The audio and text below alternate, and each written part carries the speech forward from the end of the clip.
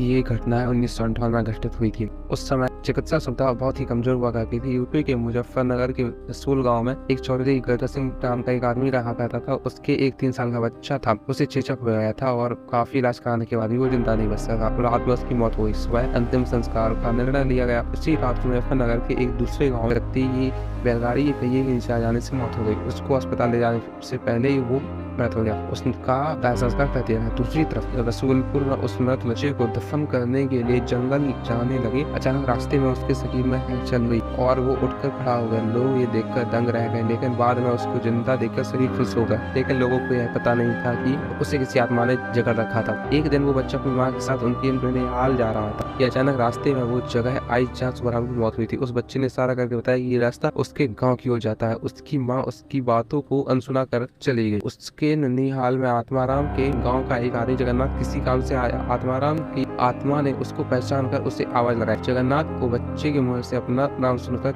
अचंभा हुआ। जगन्नाथ के पूछने पर उस बच्चे ने उसका पूरा इतिहास बता दिया और बोला कि मेरी मौत से पहले ही तुम लोगों ने मुझे जला दिया। और इस बच्चे के खाली शरीर को देखकर इसमें रहने लग गया। जब जगन्नाथ ने यह बात अपने गाँव में बताई तो उसके पूरे परिवार के आत्माराम से मिलने चल दिए। उस बच्चे ने सबको पहचान लिया। वो उनके साथ उनके गाँव चल दिया और उसने वापस रसूलपुर आने से मना कर दिया, लेकिन लोगों के समझाने पर मान गया। इस तरह वो 2 परिवारों को साथ लेकर चलता है। तो मैं आपको बताना चाहता हूँ कि ये तो केवल कहानी, लेकिन हकीकत में ऐसे कुछ मामले होते हैं जिनको कोई पहचान नहीं पाता। इस कहानी में आपको थोड़ी सी भी सच्चाई लगे तो कमेंट के जरिए अपना